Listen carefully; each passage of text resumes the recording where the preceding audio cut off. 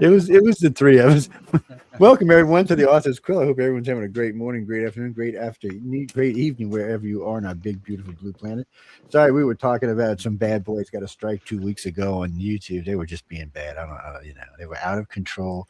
Actually, we didn't even get a strike for being bad. We got a strike for using third party, whatever. Yes, I still haven't figured out what we got in trouble for. No, we've got many strikes over the years for saying stuff we shouldn't, especially during the COVID years. We were constantly getting kicked off. Yeah, we spent a lot of time fighting with YouTube about can we have our station back. It was just one of those things. But today I want to welcome everyone to the Author's Call. I really do hope y'all having a good day today. It's a weird place to live right now on our planet. It's really good in some places and really horrible in others. So I'm not exactly sure what to tell you. Find a place where it's really good and hang out for a while. It's just like California. Shh. It's I can't say much because these two are both from California, so I gotta be careful. Well, I travel all over, so I'm good. What's that, Chris? Actually, no. Before we get started, to be honest with you, somebody asked me this question last night because they were getting ready to head out to LA. I've been going out to LA since I was 18. I'm pretty old now, so I was stationed in San Diego, so we spent a lot of time in Los Angeles. Since then, I've probably been there 22, 28 times, 2 or 3 times in the last 7 years at least. And I gotta tell y'all, man, I don't know what y'all hating on. The people seem to be nice. The food's, it's not as good as New Orleans, but it's not bad food. Lots of things to do, lots of things to look at. You might even bump into the dragon lady if you're lucky. I mean, it's I'm just saying it's not. Unfortunately, Cali's getting a bad rap right now, and maybe it's because it's a bad rap because you can't afford to live here. Well, that's the truth. Now I can't argue with that too. Yeah, but everything gets solved by more taxes. I will say this: I was very inspired last year when I noticed all the food prices had gone down like 10%. I was like, "Am I in the right place? Did somebody put me somewhere else?" I was not. We're still paying $2 more a gallon than you are out there. Oh yeah, we're right now we're paying $1.90 to $2.10 on gas is what we're paying. Yeah, we're still just under $5. And I was talking with one of our hosts in Pennsylvania. They're paying $3.09 is what they're paying. Our ones in New York are paying $4 something. So yes, y'all are truly the most expensive gas in the United States. But we went over that last night. Why that is? We went through y'all's tax list on your gas. It's bad. It's bad. But guys and girls, it's a pretty state. Great Highway 1 is a beautiful highway. Lots of things to see. And like I said, you might see the dragon lady at one of those fairs somewhere or something. Get her to do something on the spot for you. Yes. Tell her Joe said to get her to do something on the spot for you. She's probably going to smack you, but still. No, you'll enjoy that. Okay. I'm sorry. We get sun every day. Yes, it is pretty there. And what is I mean, I noticed we had done a report on that a couple months ago about who has the most sunny days. Y'all were up there. Not like where I live. Yeah, not like where I live. Up there. We get 222 rainy days a year. Only people get more cloudy days than us was Seattle and some other country I never heard of. Well, Ketchikan, Alaska used to be the record for rain. Oh yeah, that right down that where that little curve is. Yeah. I've heard that before. Denise, no, we're gonna get into some artwork here in a few minutes. Actually, it's aprilsolomonart.com. I'll bring it up in a little while, but it's in the banner. You can see it as it scrolls by. The only thing I'll just say up front on, because April was a winner. You were the Illustrator winner in volume 38? 38, I believe. Yeah. And I think it's I thought she was just like a hang around or something. I didn't know she won. Yo. Did anyone give you the invite? And she was I was being bad. You'll see her in volume 42. She illustrated, I think, Nina Creaky Hoffman's story. Yes, I did. And I do have the original behind me, but I don't think I'm allowed to release it. I don't think you're allowed to either. Yeah, so okay. But it looks beautiful behind you. Thank you. It's down here on the floor, so you can't. Good. I mean, I can bring it to the workshop if you'd like. Yeah, you absolutely bring should. The original. Yeah, okay, you should. Sure, I'll bring the original. Yeah. Nina's going to flip out when she sees it. I was so honored that she said that she wrote a story because she was inspired by my dragons. Yeah. Wow, I didn't know that. That's way cool. We can do a whole thing on that. Like we'll do a whole when you come out there, I'll get you and Nina. We'll do our own podcast episode on that. Oh, yay. Hey, That'd be fun. awesome. That'd be a lot of Yeah, fun. that'd be so much fun. Yeah, because Yeah, I had. she's a great writer. She doesn't talk so much, Mhm. and you're a great illustrator who does talk so much, so that we can put together a whole hour, which would be great. We'll merge with our forces combined. We can have Exactly. a Exactly. decent Oh, yeah, podcast. Yeah, everybody's she got was their a winner special- published in volume 1, so she was in the very beginning of Rise of kidding. Future. Yeah. What page were you, wow. April? What page were you on book 30? I got 38. It's in my hands right now. I don't know. Eventually, I'm The going to one find that's it. got the dragon and the. I know that. I just for some reason I don't see it. Is it volume 39? I think it's volume 39, maybe. Maybe it's. I'm gonna see. I'm Maybe still it's going through 39. it. I got 39. I have my book just in the other room. That's okay. We got books here. I'll go. So volume 39. Let me see. I got it over I here. believe it's volume 39. Yeah. Because I got that one behind me. I'll grab it too. Now I got to look at this artwork. And you got some talented people win these damn contests. Mm-hmm. The Mammoth Leader, huh? Hey, it's Bob down here. Look, we just left him in the hole. Hey, Bob, how you doing? Hey, there's Bob. So wait, Hairy guy. Who is Yay! That's me. Yeah. Y'all can Hey, Sort Bob. of a hybrid illustration. It was created from another piece that was never used for a book cover, and they decided let's put some robots in it. So the robots are painted differently and separately, and we digitally combine them. I didn't do it, but they did it. And it was a great job. Oh, that's a good That's good. idea. Came out really good. It was a good juxtaposition of fantasy and science fiction. Well, that's what we're looking for. Yeah. Yeah, which was great. Well, hello, Mr. Bob. Hey. I was just Hey. we just spent the afternoon yesterday with Laura Fries, Yes. and so she was all excited about the book, which is hopefully. Have you seen the? Did she show you anything about? Oh my! No, she just talked about. It's the proof. It's 1,000 pages thick. Yeah, she's 11 saying. by 14. You need a forklift truck to carry it. And she said each book is 20 pounds or something like that. I said, wow. Yeah, and I got a proof from 2 years ago, and Jared just kept adding to it because he found friends of mine coming up saying, I got a collection of Kelly Freas artwork. So he's saying, I'll pay you to like photograph it and put it in the book. And that's what happened. So now the book has I wrote 20,000 words of essays on the subject of illustration, fine art. Kelly, knowing him personally, privately, I mentioned the contest, the whole 9 yards. And I mean, this book, it's going to take 3 months to bind. No, that's amazing. And then she also told me too that because Bob Silverberg did an introduction, and then someone found an illustration Kelly did of Bob. Yep. And that got put in there. Yeah. Well, the cool part was we got a beautiful 1200 DPI of the Queen album cover that he did in 1975. And it's from News of the World. Yeah. And his story, I recounted the whole story about how he got called out of the blue by not Brian May, not Freddie Mercury, but Roger Deacon. And he said that my friends wanted to use this. I'm in a band, is what he said. And Kelly's like, well, okay, what's your band? Like that. and he said, Queen. And he goes, okay, great, fine. And he said, we love your illustration for The Gulf Between from a 1960 Astounding Stories cover that he did. And they said, could we relicense it? And Kelly goes, oh, hell with that. I'll just paint you a whole new one, like that. And that's what he did.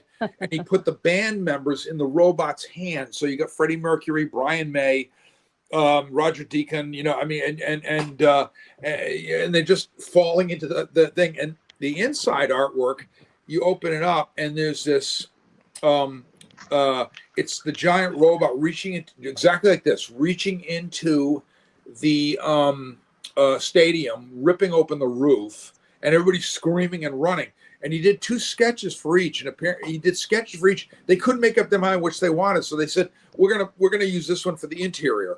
And so the result was he and Polly and the family, they got a limo ride to a Queen concert that was in Virginia. And they got backstage with Freddie Mercury and Brian May and all the Band members. Oh yeah, and they absolutely loved it. It was just, he said it was really great, and to this day, Brian May uses Queen in uses that album cover in his own concerts that he does. And it's a Funko Pop toy. Can you believe that? Made it a Funko Pop. Really? That's No, I didn't know cool. that. Wow. Much, That's great. much to Laura's questioning, and she had to write Queen's lawyer and ask them about that, saying like, wait a minute, when did we say you could use Kelly's artwork for this Funko Pop toy?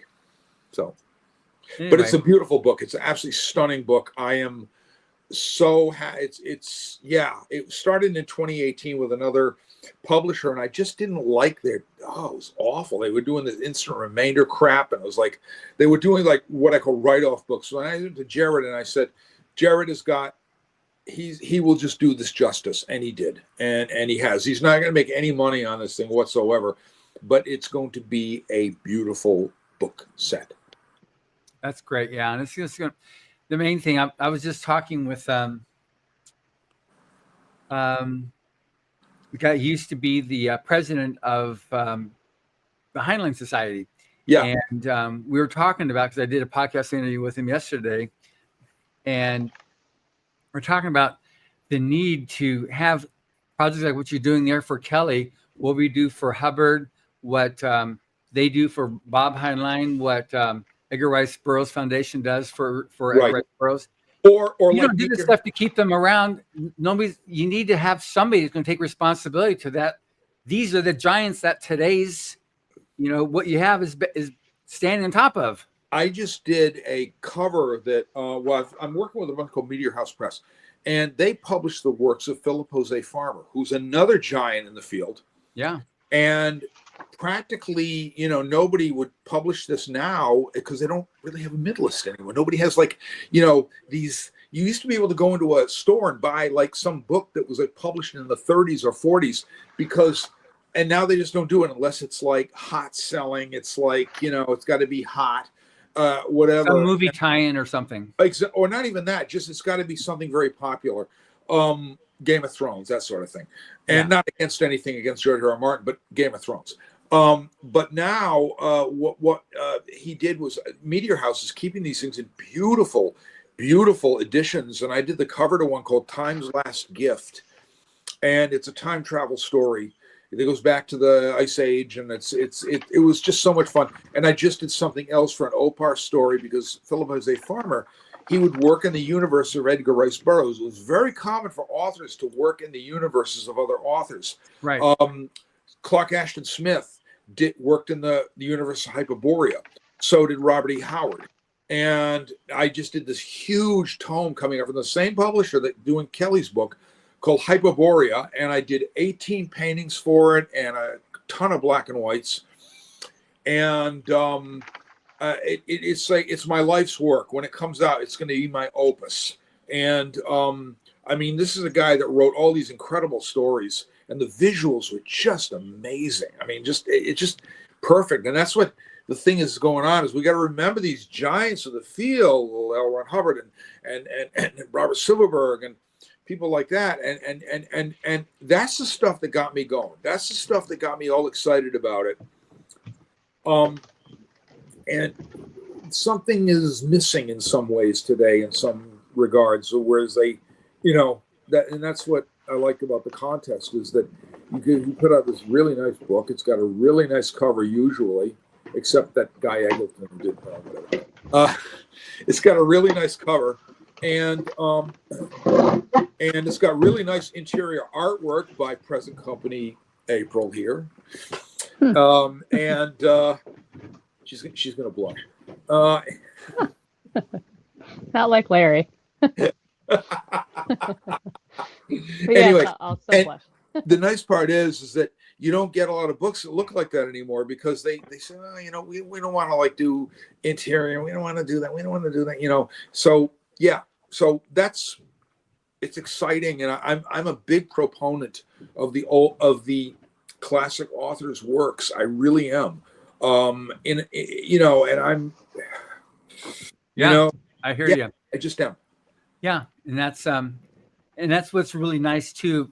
Again, like you referred to the contest, and so we have the masters themselves who are the judges, both the illustrator and Yeah. writer. But we also want to make sure people understand that it's because as things evolve and things get quicker and quicker and quicker, and people don't study anymore, their attention span is equal to 10 seconds on their phone on their Exactly. That's the problem. then they lose track of this stuff here. And then when you start negating the past by either not celebrating it or just like, Right. we don't publish it anymore, that's not today. One thing, history can repeat itself then, in an unfortunate way because people don't know. But two, people will think, oh, wow, because we publish sometimes stuff with Hubbard's books, and the same thing I know with Heinlein and Burroughs, and say, oh, yeah, that's, Hubbard copied, this one says Hubbard wrote that story 40 years before this guy was even born, let alone created his art, Right, exactly. His story. So it's important, like people like yourself and the other judges who just will do that. We teach the winners, and this year we break 1,000. This year is 1,000. Awesome. That's awesome. My belief is lift up, never ever push down. There's a lot of people that will say things like, "Oh, you're too." Like for example, on my social media page, I promoted April's work. I said, this is like an incredible artist, incredible story in her life. She's incredible. Go see her stuff at Sawdust Festival. Didn't I? I was going on about that. And people are writing me saying, you're promoting other artists. That's nice of you. And I'm going like, well, doesn't everybody? I was like, so. But anyway, you just wanted to put a pretty girl on your page so more people would. That's like right, you. Exactly. It's that $1 million smile she's got. Exactly. And then she goes. Anyway, what I was going to say about the classic author stuff is something I can sort of talk about, but not really talk about.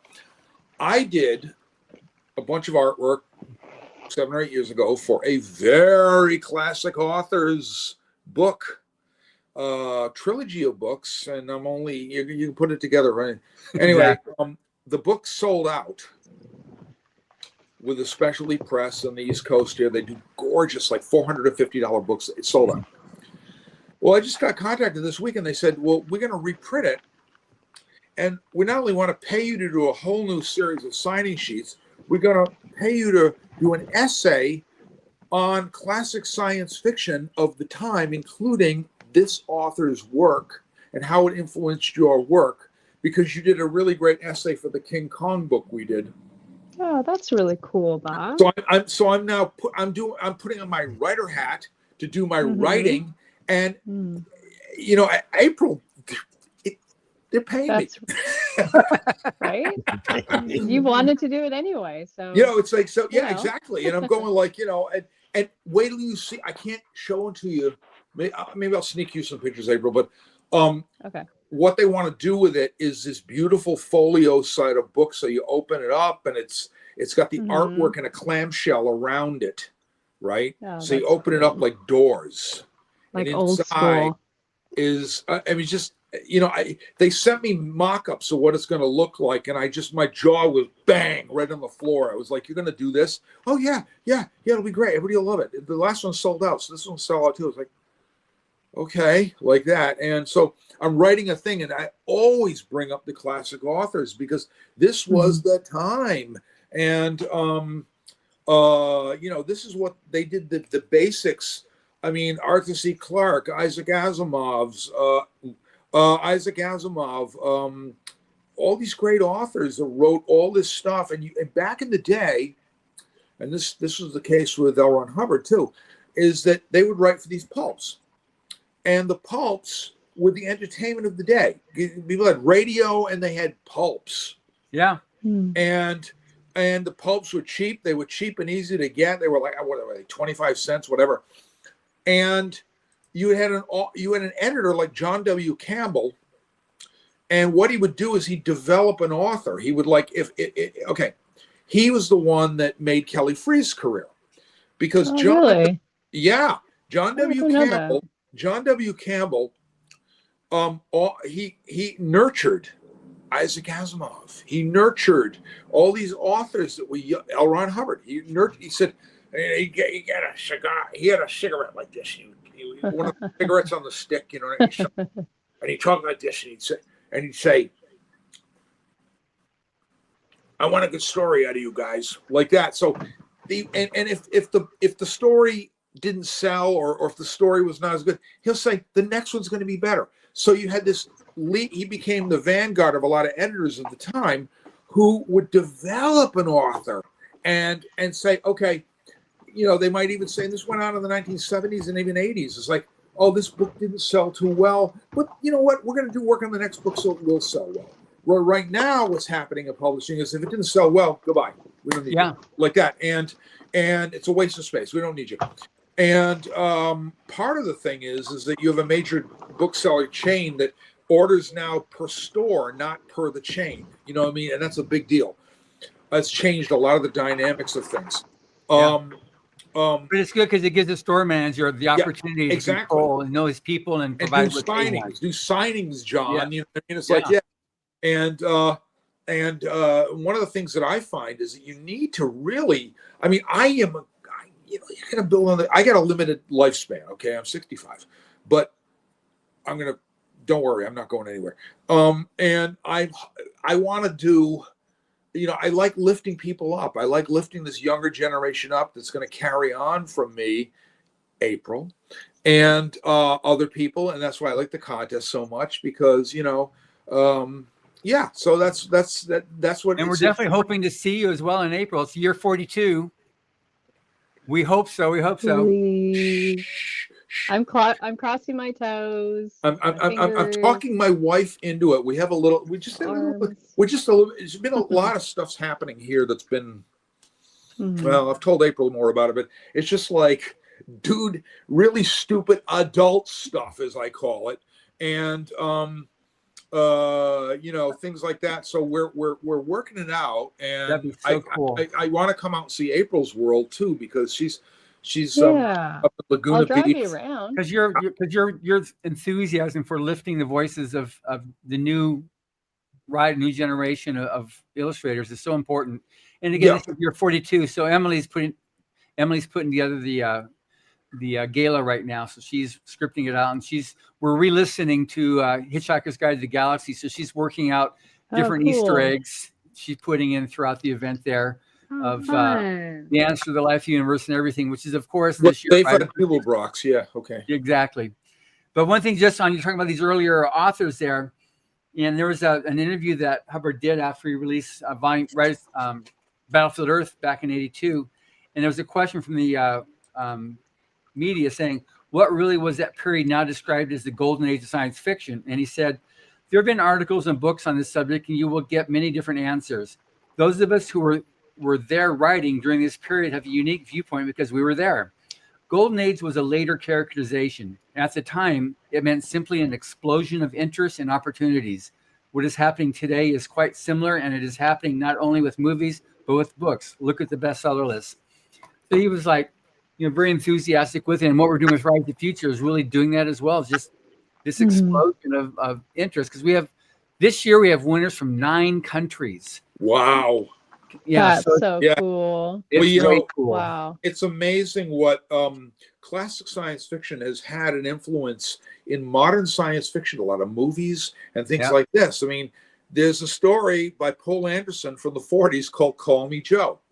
In the story, classic author, a guy's brain, a human brain, is transplanted into an alien guy that can live on the planet Jupiter, and he gets into a whole battle thing and all this kind of stuff. And I'm going, Avatar. Right. Yeah. That's pretty similar. It's just what it was. Sure. Call Me Joe. And that was his name in Avatar. Yeah.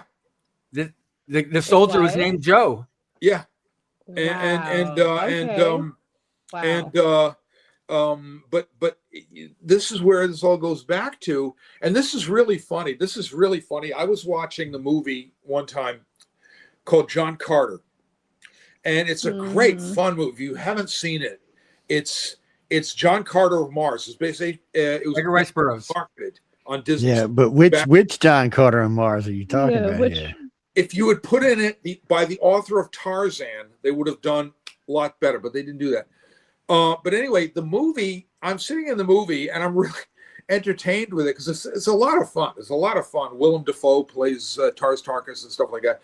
And these kids are in back of me. When I say kids, they're younger. They're going, oh man, this looks like it was ripped off from Star Wars.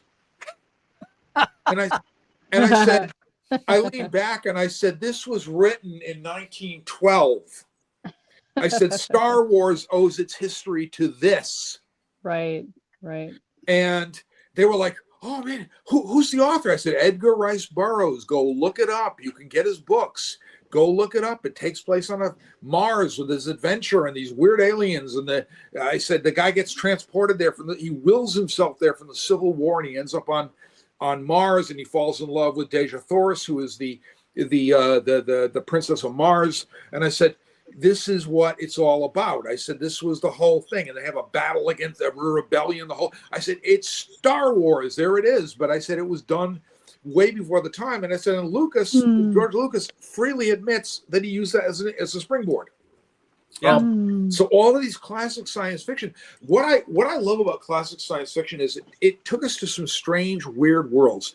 Robert Silverberg's stuff was like this. It took us to these weird, like these completely strange planets where, like April, you would do yesterday on her Instagram demo. If you want to see April just go crazy with her art and do a wonderful 1-hour demo, go Instagram sometimes on Fridays, 12 p.m. her time, and I get at 3 p.m. And she drew a dragon with feathers and all this kind of stuff like that. And you know, it's just one of these things where you look and you say, you know, this is where all these things get inspirations from stuff we've seen before. Yeah. She looks at birds. She's got a whole file of birds. I got a big old Pinterest board filled with birds, and it was turning birds into dragons.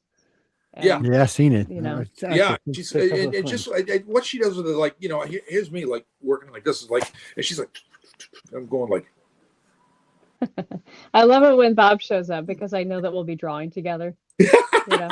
Well, she gets me out of my slump. I've been in a slump of not doing work that I need to be doing, and you know, it's been a weird time. I had a beautifully finished painting for a book cover. It was on stretch canvas, and my clumsiness in my studio here, I literally dropped it on something in the stretch canvas, and the brushes went right through the canvas. Yeah. So I had to take it off and do surgical procedure after a panic. I had to look it up and how to do this, and gesso, put a patch on it, and then I had to build all the paint up and repair the damage on the front of the piece. You can't even tell anymore. Bob. Yeah, my photographer can't tell. She said, where? Okay, cool. But that happens. That's one of the things that is a challenges for us in the physical media, is that, you know, if you don't do something like that, it happens. But I'm sort of I'm doing a lot of fun stuff now, and looking forward to like good stuff. Sharing your fun stuff in Los Angeles, April 16th. We're looking forward to. That would be great. That would be a lot of fun. It's like, I'll drive 3,000 miles to get it. I mean, I'll fly 3,000 miles to get a hug from April. Right? Yeah, there you go. Oh, sweet. Now I'm blushing. Okay, good. Your freckles are blushing. Now I'm blushing. No, there's a lot of people love you out here, Bob. So it'd be great to be able to you know what? It's such a great feeling, because I really enjoy the seeing people succeed. I really enjoy seeing people do well, and I try to help people in such a way. April and I helped each other. It was great. About a year ago, you've been helping me long before you knew I existed. Just like with Larry. Like when you were 6 years old, yeah, right? I grew up looking at your dragons, Bob, and you were 6 always years there to old. inspire me. And I finally get to meet you 30 years later. You showed me a picture of you when you were 6 years old. You were like a little blonde and freckly, and yeah, I was just a little demon, and a well disguised. I bet she was a little demon too. I was. Yeah. She was My determined. mom will be like, "Oh, she wasn't that bad." I'm like, Mom, come on. You Wow, had how many one times kid do you have 'cause to paint had the me. walls in my bedroom? One of the things Right. I did was I got Gallery Nucleus, for instance. They said to me, I got a thing out of the blue saying, Bob, we'd like you to do something for a God of War show. Now, God of War is a video game that's got all kinds of creatures and monsters and dragons and Mhm. everything. And I said to the curator of the Nikki, I said, you need to look at April Solomon's work. I said, she's right out there in Laguna Beach. Go look at her work, stuff like that. Well, April, oh my God, they want me to be in the show. Like that. So that's what, and then we're in Yeah. another show that we really can't talk about, but we're in another show. And it's because, April apprised me of it, and then they contacted me. And so you help each other out. And that's the way it works. That's the way everything works in what we're doing. Mhm. And and it's just nice to see. Yeah, it's nice. April's work has meteorically improved. You may have seen my stuff when you were like 6, but I've been familiar with her for say 5 years, and I've seen it just go like that, Oh, thank you. stratospheric. It Because means a lot. you I loosened always up. feel like I need 5 more years You until loosen. I'm, Well, you'll you get, know. and you think of where you'll be in 5 more years. Yeah, I look forward to that because it's I always mean, I 5 remember, more years, Bob, 5 when more I years. first met you, it was at Dragon, or one of the first times when I was first knowing you, and you were an illustrated guest of honor at Dragon Con, and you had a Yeah. little thing set up there, and you were doing a live painting Oh, throughout that's the cool. convention. He was there painting this painting. He'd be on, and then, okay, he'll be back at this time here, and there you are painting again. This That whatever was it was oil. It was the WorldCon, John, in 2000. That was 26 years ago, and when we both had darker hair, and That's when I used to. That's when I used to dye my hair dark. we both had darker hair, and I had better knees.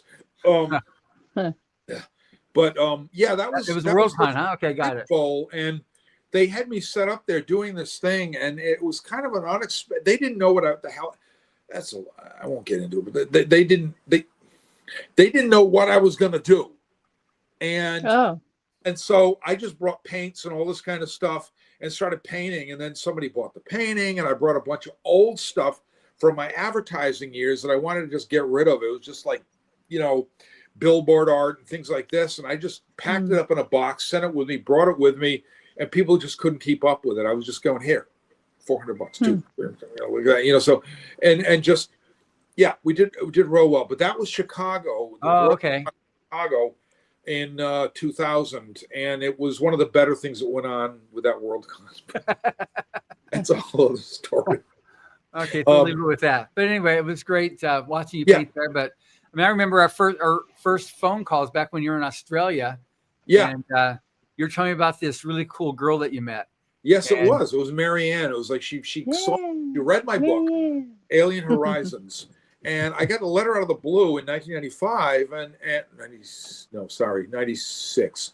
And she said, "Hi, I'm Marianne. This is my art. I'm in Australia. Hi," like that. So I wrote her back, and then she wrote me back, and then I wrote her. This is no email. This is not an email. This is this is before that. Letters. And then I said, at one point we got to talking to each other, and I said, I really need to come to Australia. I really need to. And and my doctor was telling me at the time, because I was working too hard, I'd finished work on Star Trek, I'd finished work on the movie Sphere, I'd finished work on a bunch of other things, and I was doing really well. And then my doctor, I was getting like stomach aches and things like this. So my doctor says to me after a bunch of tests, "You don't have anything wrong with you. You just need to take a vacation." So I said, "You know what?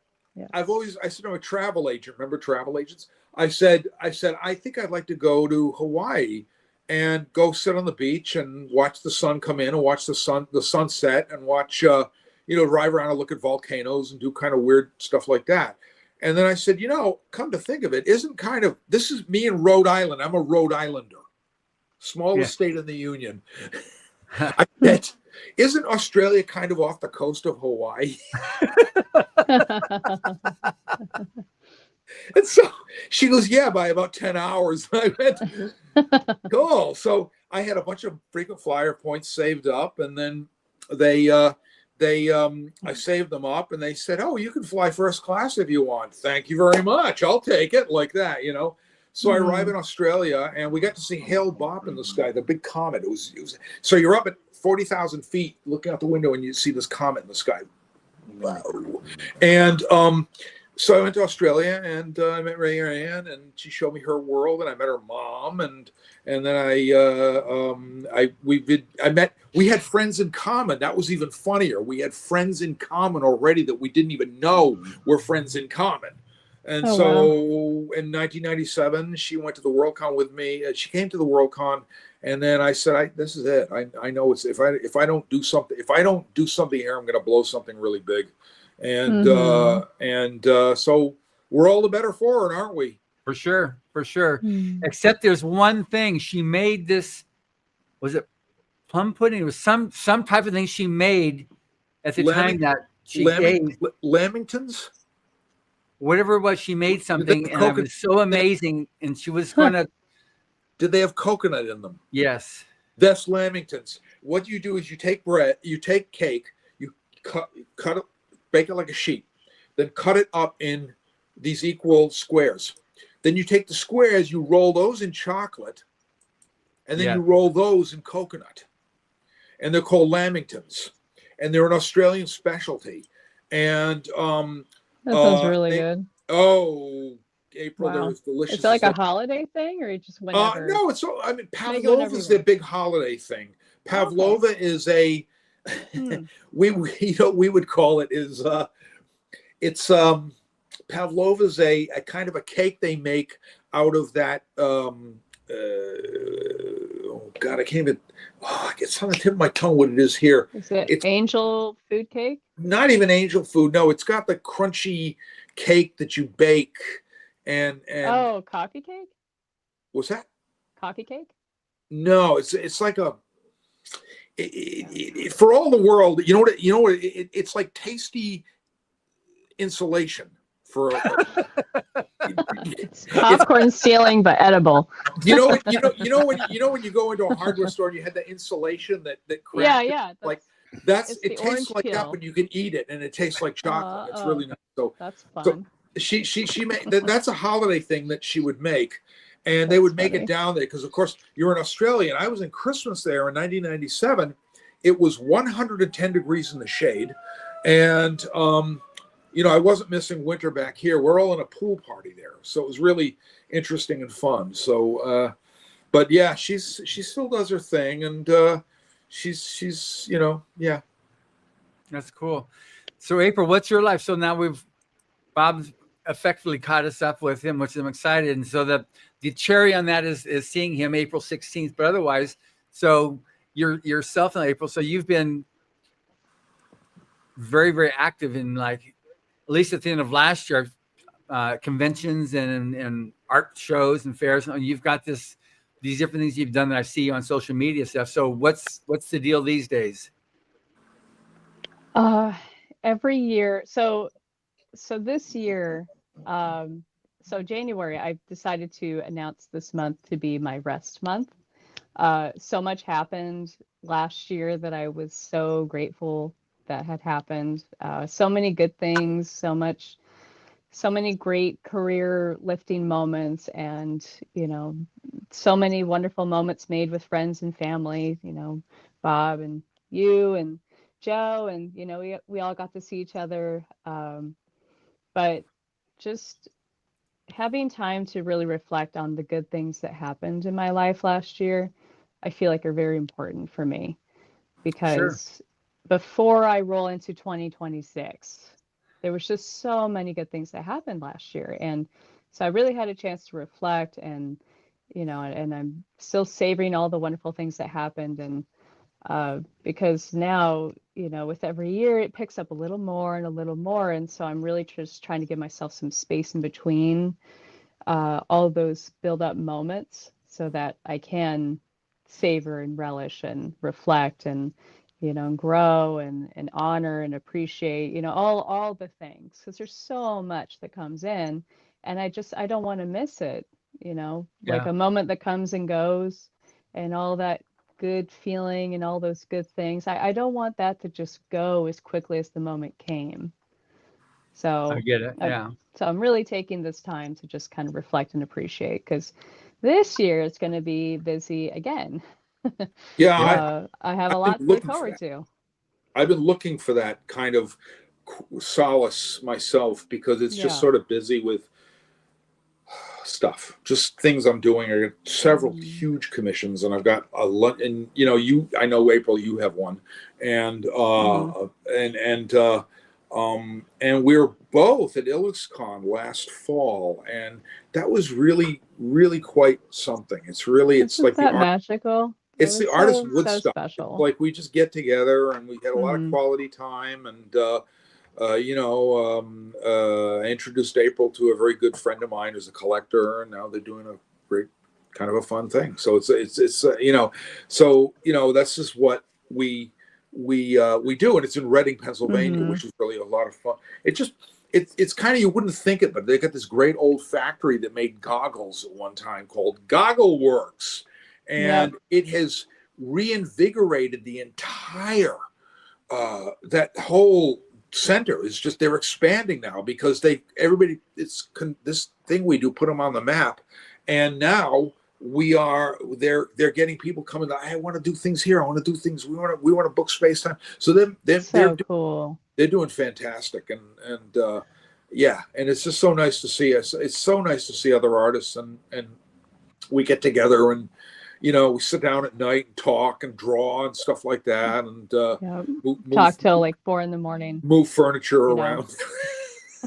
Eventually, we'll move all the furniture. Don't get a bunch of artists in a hotel lobby. Oh my God! They'll rearrange the furniture. All the furniture, but then I personally saw April picking up a couch. Well, but with other people. And other people helped. I know. We put everything back. But yeah, we organized the whole lobby, and we'll just be in the lobby talking until 5 a.m. and just having a great time. But that's what art does for community too. It brings people together. It, enhances that sense of community among the artists, and then people who bring their friends and family, and they're inspired by the work that's there. And that inspires other people who are like, oh, wow, like maybe I should pick up drawing again, or, oh yeah, that was that thing I did in high school that I really enjoyed, but I stopped when I got married, or whatever the reason is, and the Goggle Works building is really special.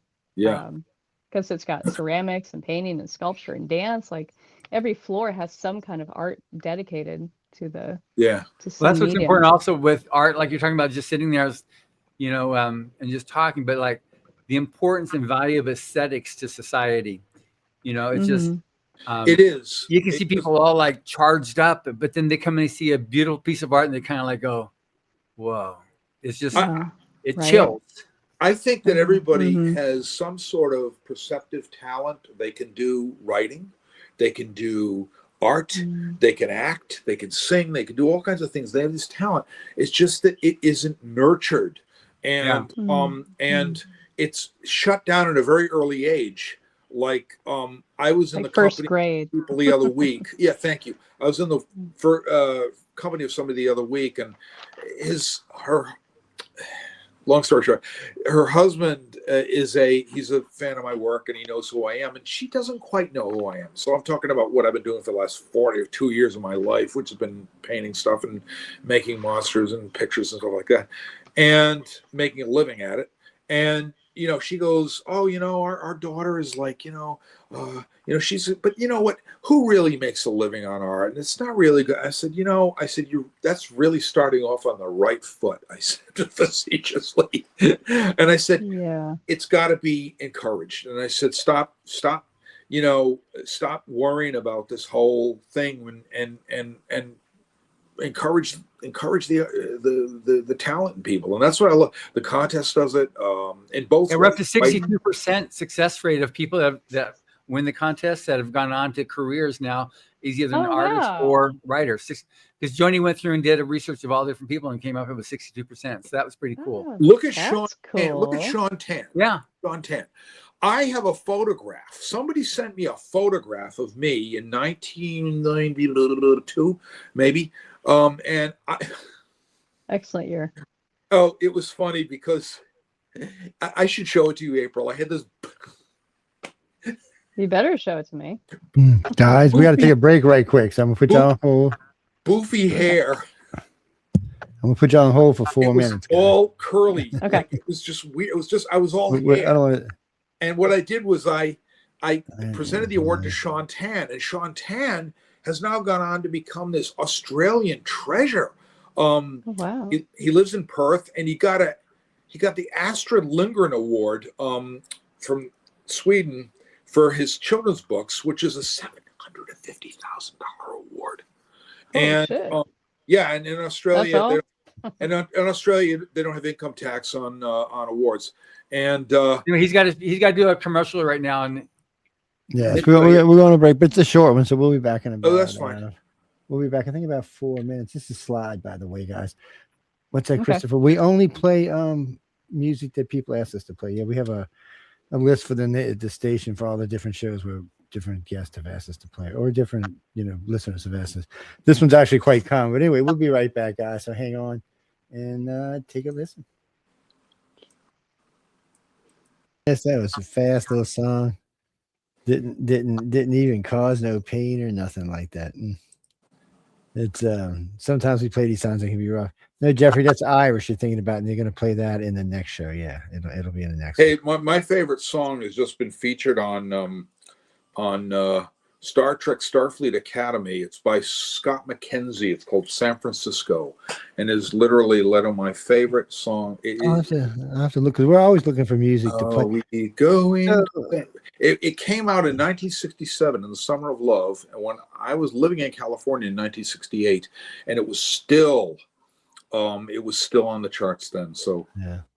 Well, I haven't seen. I've seen all kind of previews for Academy, but I haven't. Oh, it's great! It's true. I've seen one episode. I'm saving another one for tonight.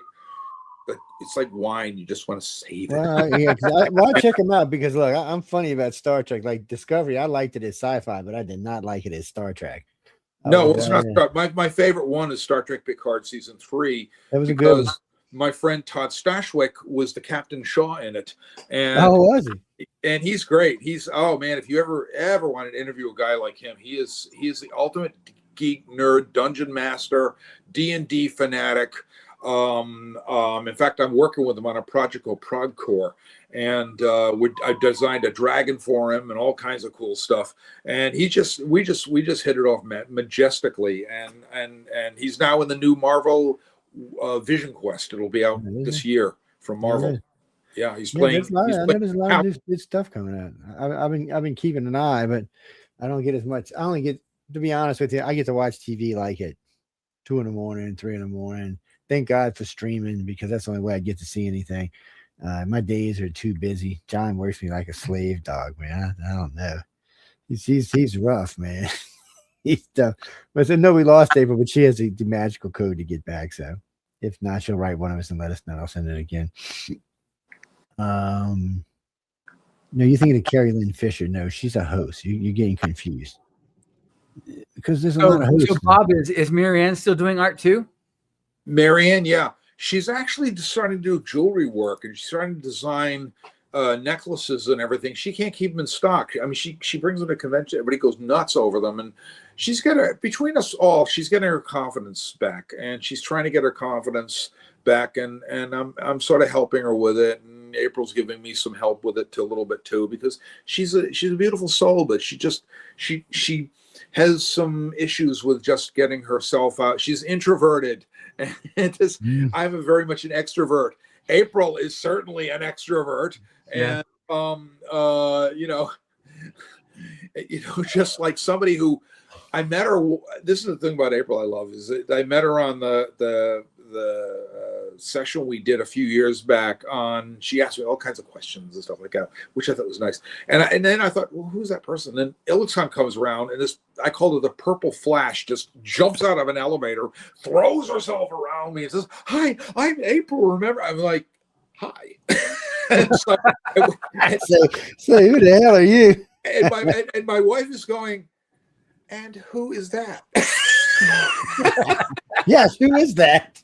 Like that, and I'm going like, "Oh my God," like that, and I'm going like, yeah, because I'm just very open, and I'm very open to meeting new people all the time. I just walk up to somebody like, "Hi, how are you?" Like that, I just do that.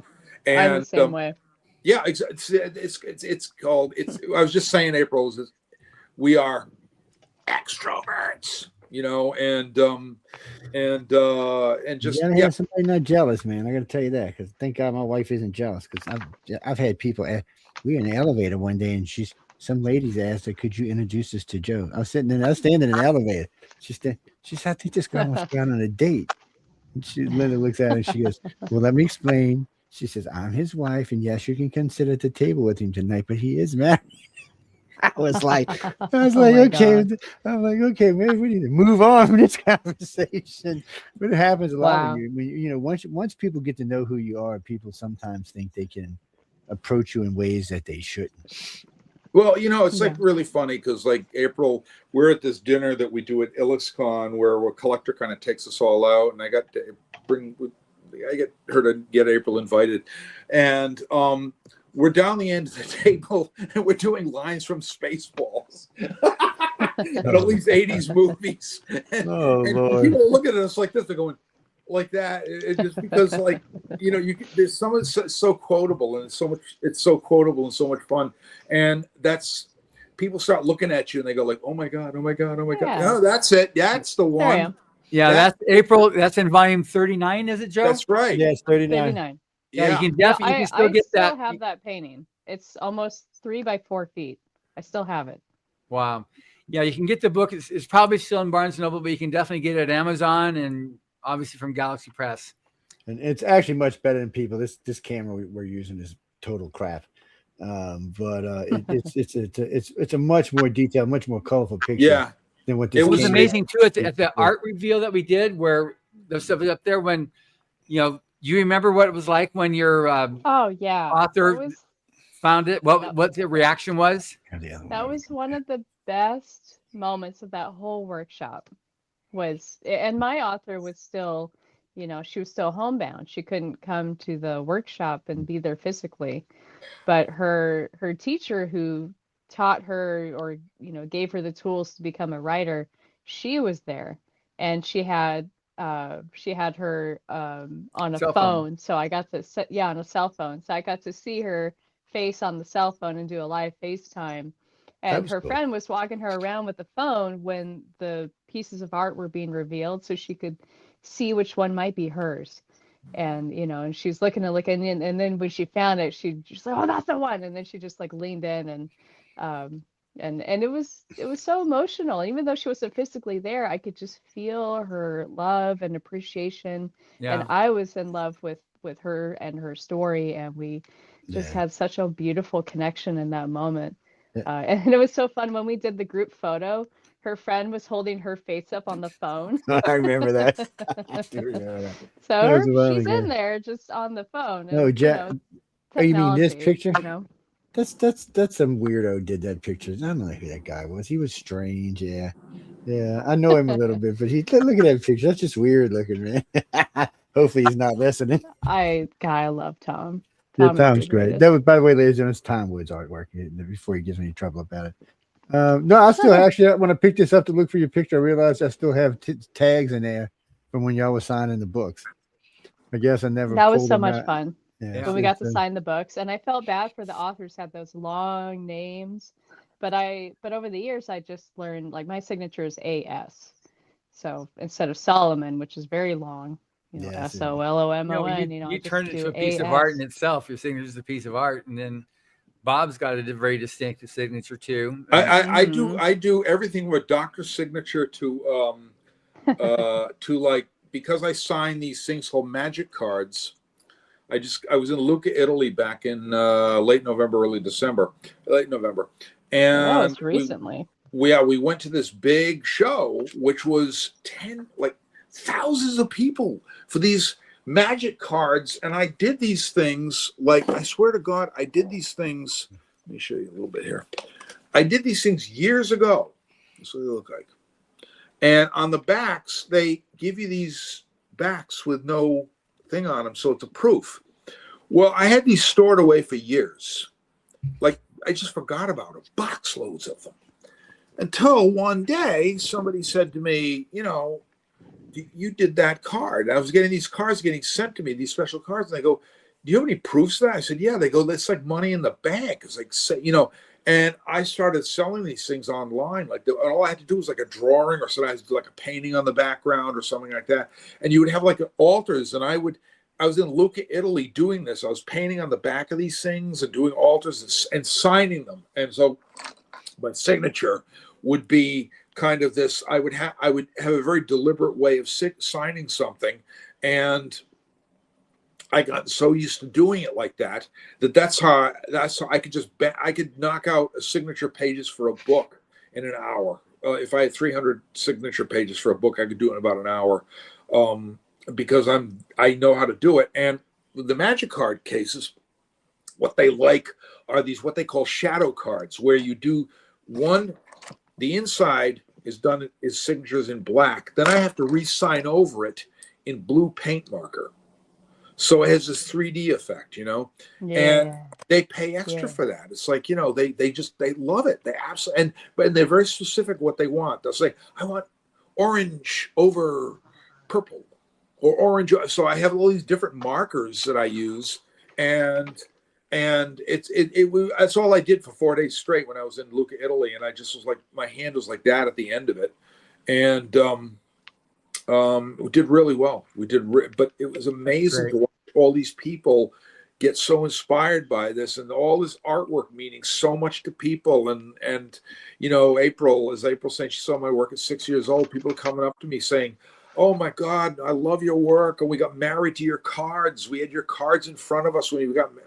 Cool, like that, And so it's nice to have that kind of strange and weird effect on people's lives. It gives me meaning. It gives me say, "Hey, Bob, I can find. I did something worthwhile," is what I can say. You did a lot, more than you'll ever know, Bob. I know. Another person that she pulled the elevator stunt on with you, Bob, is when she met Larry Elmore. Yeah. Like, that's when it was a full-fledged blush on that one there with him. She's just like, oh no, she just like, no, this was just like, "Hi Bob, I'm April Sullivan." It's like boom, like that. I was like, oh my God. And like, and you are. There was another case. I think we were at the last thing I was at, where you and I, April, were drawing in the lobby. You showed up. You were on your way in. You showed up, and Marianne saw you first, and then I was sort of in the back. You plowed through all these people. Get out of my way. Yeah, it's great. And like part of me, like, you understand, IllexCon, I'm like, hi, like that. It's like, and I'm going like, part of me's going, oh yeah, that's really nice. Like, we're just one big family reuniting. Yeah. So Joe, what is it about April's art that you like so much? Yeah, I just like the color and the detail. That's all. I'm just, I'm a color freak, and she likes oil, so I like oil. I was thinking when y'all were talking earlier, I've got the best color matching person in the world that works for me. He does color matching for me off of buildings in the French Quarter that are 200 years old and gets it right every time. I don't know how he does it. I mean, I've done color match myself because I own a construction company. We paint a lot of stuff, but it was watching this guy work was just magic. And he was an illustrator. He did a lot of illustration work himself. He did stuff for me. That helps. Murals. Yeah, well, that helps. It does. And When I would have artist. him come in. Mm-hmm. He asked me one day, one of my customers, I need a mural of some vines, grapes, and stuff on my windows and on my ceiling and stuff. I said, all right. I said, be about 35, 40 grand. He said, no problem. So I called my partner. I said, how much you want to paint it? He goes, I don't know, $400 or $500. I started laughing at him. I said, go a little high. He said, about 5. I said, dude, I'm going to give you 30 grand. He's like, you're going to give me what? And I said, 30 grand. Just do a good job. He did a fabulous job. So the guy next to him wanted a nautical scene painted on his ceiling. You're spending a lot of time on your back, but as he put this, all it was they used a 24 gold leaf to do the one sets of points, and then different colors for the other sets of points, and then they just used this weird, what I call real white, because there's no black in it, which is a bitch to paint when it doesn't cover. That's cool. He paid $50K for that. My take on it was $10K. I was like, he was stunned, man. After that, every now and then he would just send me some money. He said because of him, his career got started doing this. And when I needed a real color match, when I met him, he was working at the local BLP, matching colors. That's what he did for a living. And he realized he had talent. And then when he did these for a couple of people, matter of fact, made me think about you the other day. He was doing in the little girls' room. He's doing Puff the Magic Dragon. So Yeah. clouds, and then you see the tail on this side of the window and the head on this side of the window, like he's poking his. Looks really That's cute. cool. That's awesome. I don't even want to Well, do anything for that. Well, I'll tell you, when I got the job at the hardware store, when I moved to Canada for a short while, my boss, Lanny Reedman, who was like my other second dad, he could match color by eye, and he hired me because he knew I was an artist. And when I got to learn how to match paint colors by eye, I didn't need the machine because, Nope, you don't need it. the machine is for amateurs. If you know The how to machine- match colors, you It don't doesn't need the always machine. work either.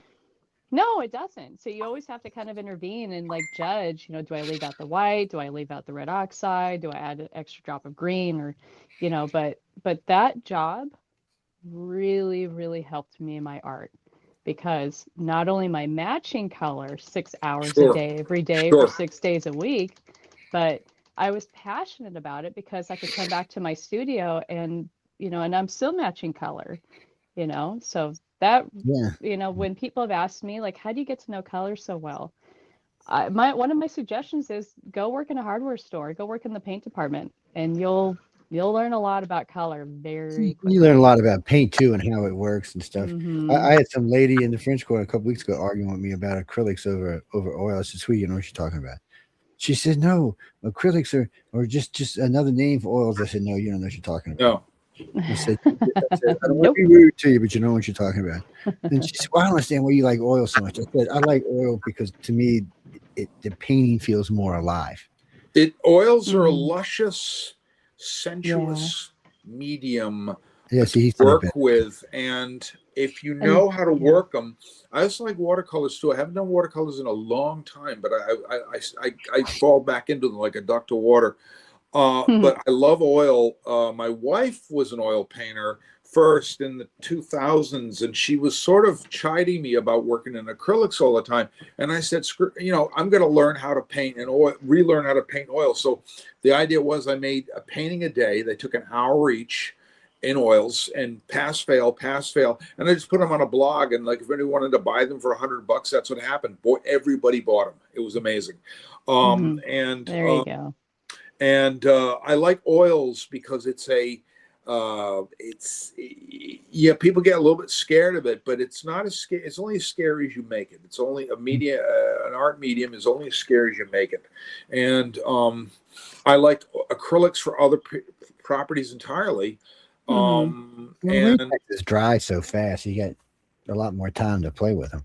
Yeah, and there's oils. Sometimes I started painting, Joe, in acrylics, and I make it turn into. It turns over to oils to do the finish. So I'm already halfway there in terms of my color matching and things like that. And I have my own weird color sense, my own strange color. An art director once called my color sense obnoxious. He said it's completely obnoxious, but he said somehow it works. That's all that matters is that it works. And he said you can actually make colors that shouldn't work together. Because I don't know how you do it, but that's what you do.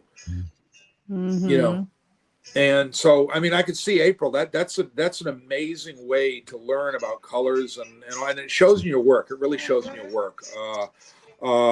My personal thing is watching you just do some really loosened up work that is just, it's loosened up. It's good. It was great before. It's like now it's like that dragon that, remember the one I love the oh yeah. That. That dragon. Yeah, that dragon. And that one was just mind blowing because it was so, just bits of it are unfinished, and you had on edges that we call lost edges, and it means you don't have to finish everything like tight. Illustration is one of these things where you look at your illustration, April, that you did for the book, and anybody in there, everything's very defined and very. Whereas the lost edges can be more of a fine art kind of thing because you're letting the paint just find itself just like a little. It doesn't need to be shown. That detail doesn't need to be shown. You can you're letting. I love my audience. To imagine things. I expect a little more from my audience than the average person. I want them to come to me a little bit when I do my art. I want them to say to me, what's going on back there? And it's like, what do you think's going on back there? Uh-huh. And they're like, it could be this. And I said, and somebody else said, it could be that. And I said, guess what? You're both right. And I like the artwork to tell. I like the artwork to tell a story, not simply just be word for it. I made a quote that Laura Fries is using in her own teaching that I had said in the Kelly Frias book about illustration, and it goes something like that: it should not just be an illustration; it should augment the story. It should make something better in the story. Yeah, it's totally true. Is this your song, Bob? Which song?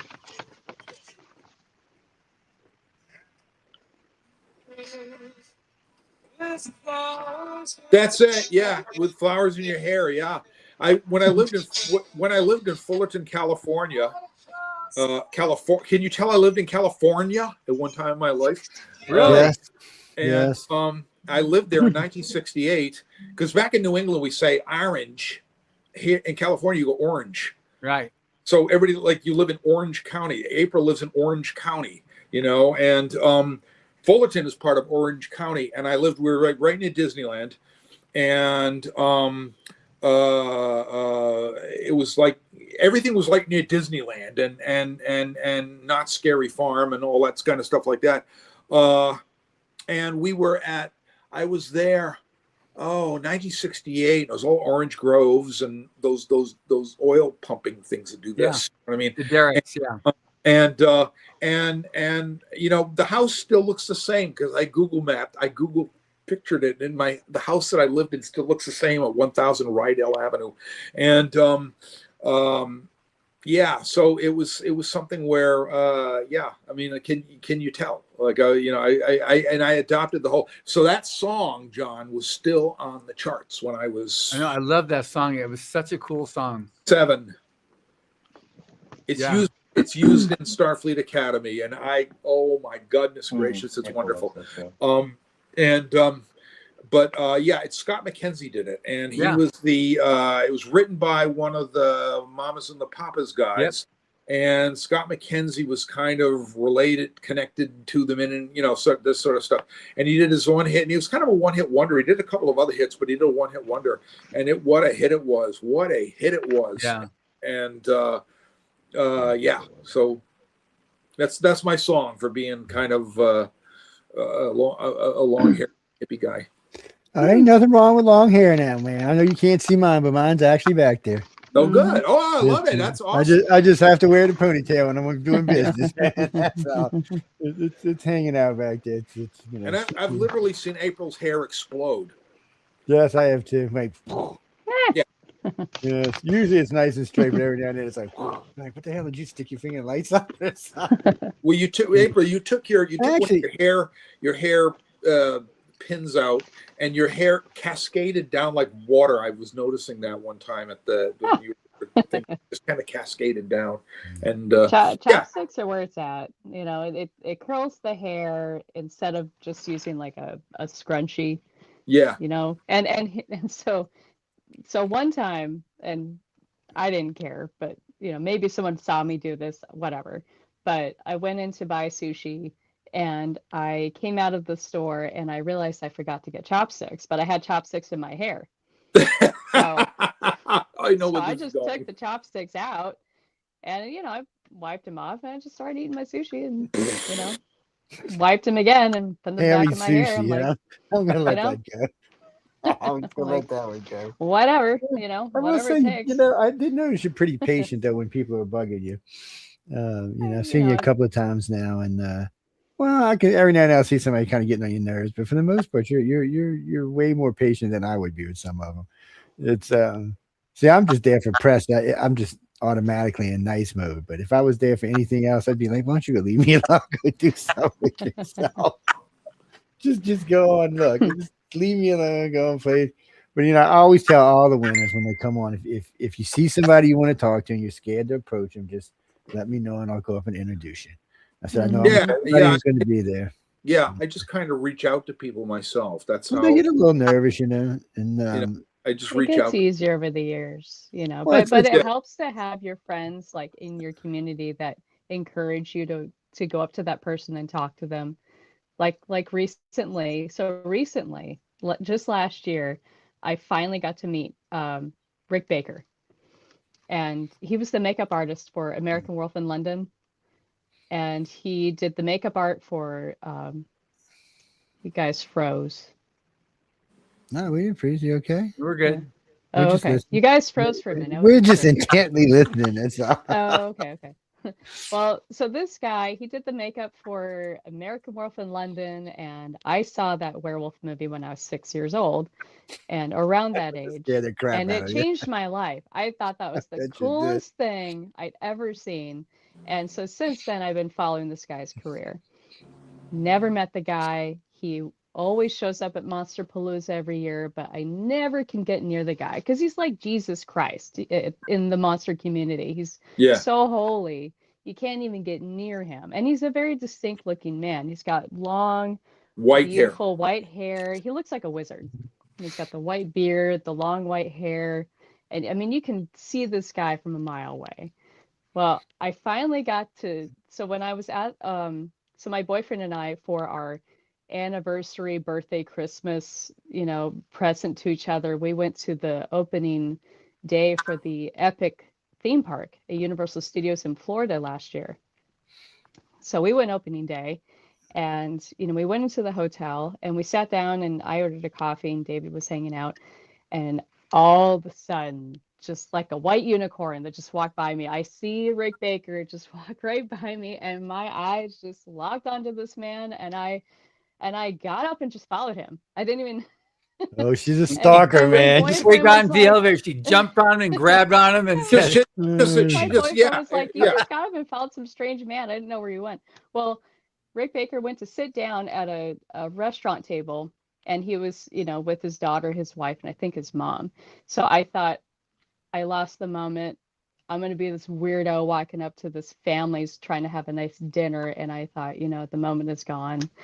And I went back, and my boyfriend was like, and I said to my boyfriend at the time, said to David, I said to him, that was Rick Baker, and I missed my shot, and I just don't even know if I can walk up to him. I got so scared all of a sudden. Like, I'm going to make a fool of myself.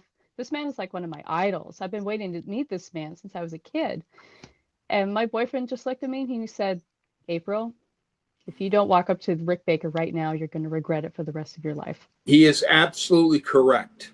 And he was correct. And so we kind of helped build a dialogue, like what I was going to say, and wait for my moment. If he allows me to stay and I can interject a little more, you know, love, like appreciation to him, I will. But if it's, you know, you get the cues. If the cues say we can chat, great. If not, then it's like, okay, it was very nice to meet you. Have a great day. Yeah. Well, I ended up having a wonderful talk with him. I got to have a picture with Rick Baker, and the whole thing went very well. And, you know, if it wasn't for my boyfriend being there at that time, I really don't think I would have had the courage to walk up to him. Yeah. So it really helps to have people in Yeah. your Sure. circle sometimes to just encourage you and be like, no, you know what? You got to do it. Just go Oh. and do it. You know, Sometimes I think it's funny though.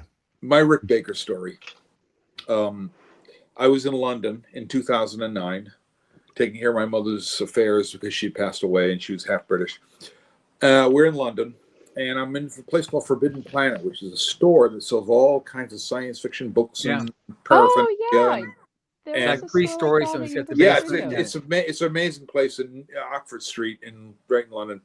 Well, I'm in there and I'm walking in and I see this giant shock of white hair right? in It's a like ponytail. a unicorn. And he went in right in front of me. So Can't miss like him. that. And I'm looking and I said to Marianne, I said, that's Baker. I won't say the word I put in the middle there. That's Rick Baker, like that. And I said, yeah, I'm just going to be the obnoxious guy. And I said, he just gets around the store. It's all geek stuff. And I say, excuse me, are you you're Rick Baker, correct? And he goes, yeah. And I go, I'm Bob Eggleton. He goes, oh my God, Bob Eggleton. Oh, it's so good to meet you. And I said, Rick, you know who I am? He goes, of course I know who you are. Like that. Oh, that's so cool. So he introduced me to the guy with him named Dave Elsey.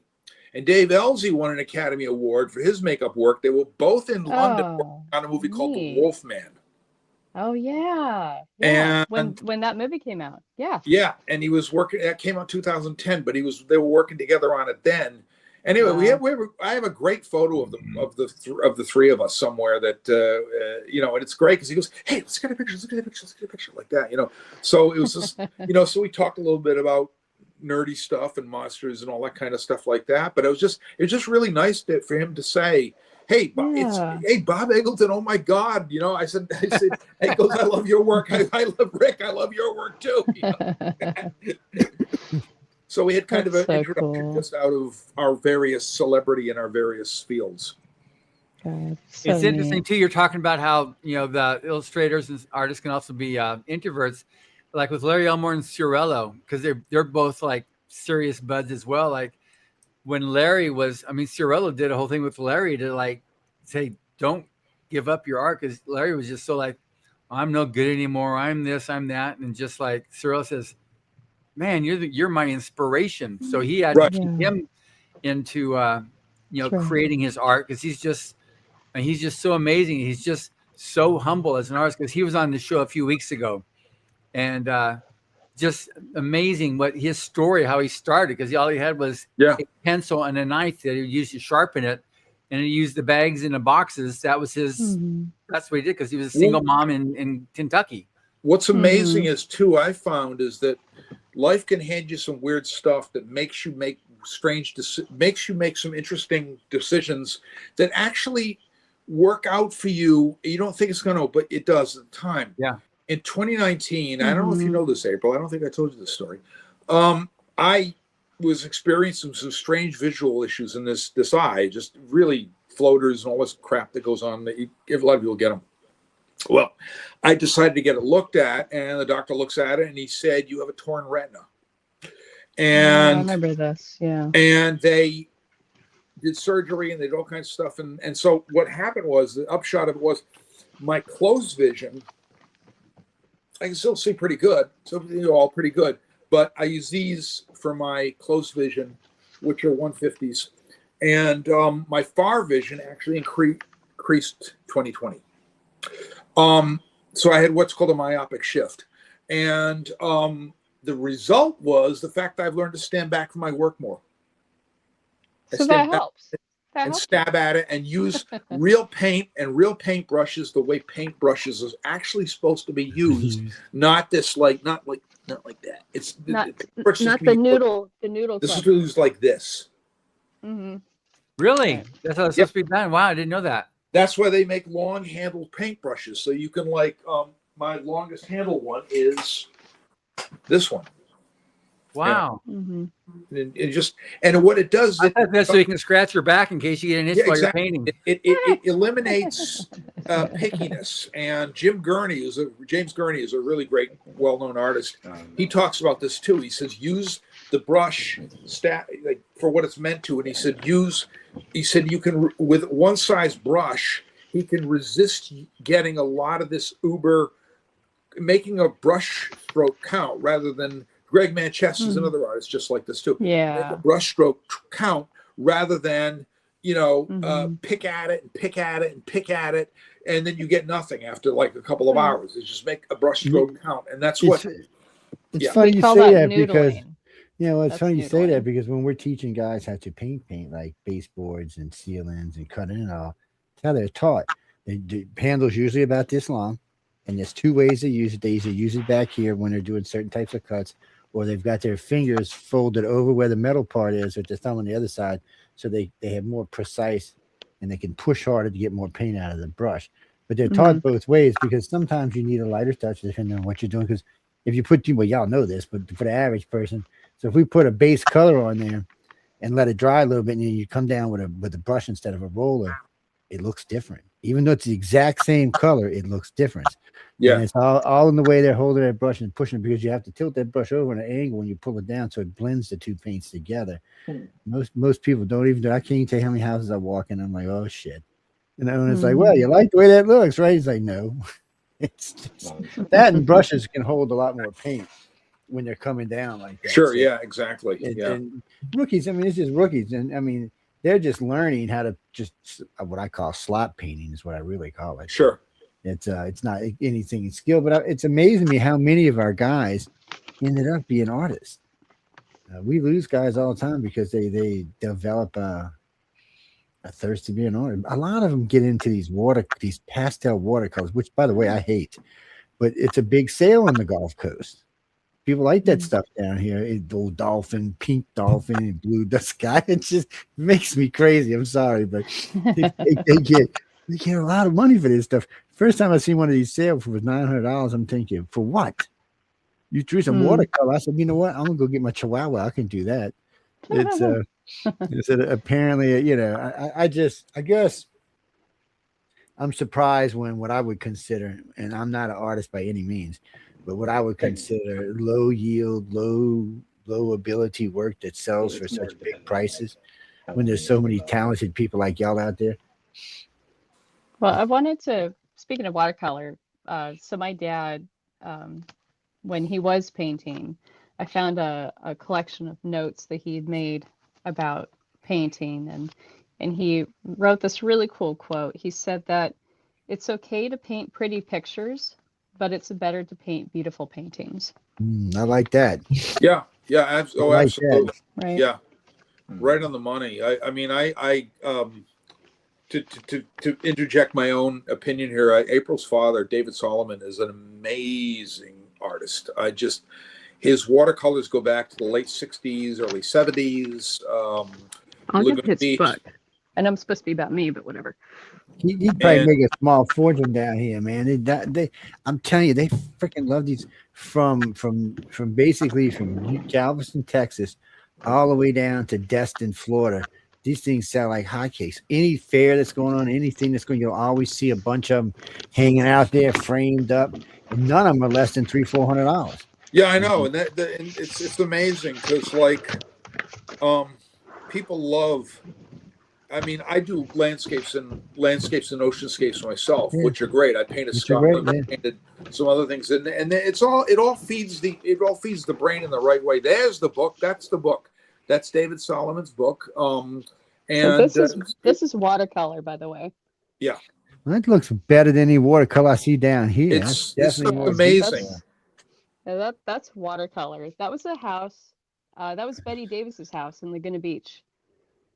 And he was an amazing watercolor artist. April's sister put this book together, and it really a great kind of a story of the guys. You know, just amazing because, it's just absolutely amazing. It really is, and it's great to see that kind of lineage being passed on. But see, to me, that's nice because the watercolors we see down here are like some kind of weird pastel kind of. Oh, really?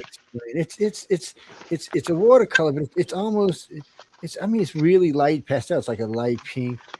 Y'all have never seen me, but there's like a pink shirt I wear when I'm on air. Sometimes some of it looks like that. It's just, I don't know. It's too much for me personally. I'm not hating on anybody. Everybody's got their own taste in art. I mean, if you ever see my living room, you'll notice that there's all there is flowers in my living room. They're huge oil pictures. We're talking one. Well, I got 12-foot ceilings and 100-foot windows in the front of my house. So, you want pictures up there to take up. And tell me, I got one of them. It was just nothing but pretty flowers. We were out furniture shopping, actually. And I seen this. I said, it looks kind of dusty. I asked the guy how much you wanted for it. He said, well, it's been sitting back there like 5 years. Give me $35 for it. I looked up the artist, man. It was quite a bit more. You had a couple zeros to that. I was like, I've kind of felt like I ripped the guy. It was worth about $3,500. It's worth about $7,000 now. It's but that's what we have in the front of the house. We just have, we have different like lilies and stuff like that. And then you can't see in the studio, which matter of fact, next studio will be different. You'll be able to see all the artwork. Like there's a picture back here, it's kind of the streetcar named Desire. It's just a poster. The damn poster's worth $4,000. And then the one John and them sent me, you can't see it right there. That's a Rosetta. yeah, facetta right there behind me. And then on top of that, over there, there's a stern wheeler that you can't find anywhere else. It's the only one that you can find. I like art. How can I say? And then I've got the typical here, wherever it is back there. Where did that gold picture go? There it is. I knew there was a gold picture back there. The one of the version of Leonardo's. God knows how many of those have been made. But that one's actually 18 karat foil. So I have no idea what it's worth. It's I always have liked art. And it's maybe because I grew up in the city of New Orleans, and Boyle Street is the whole street is just like one gallery. It's basically what it is. And it's like cool. Saturday. Sometimes you go out there. There'll be a bunch of people out there. All the galleries will have like one artist out there painting on the sidewalk. And then of course you've got the French Quarter. I mean, not the French Quarter, Jackson Square. So in the front and the sides of Jackson Square, you have all these artists out there. They have their own pictures of like the French Quarter. They always have those up for sale because people are looking for those. But they do portraits, and they do them from pencil sketch all the way up to full oil. And they do them while you're sitting there watching. The cheapest one I've seen sell was $500. The most expensive one I seen sell was $5,500. The guy did the whole picture in oil in 5 hours. It looked like the girl's face was in the damn picture.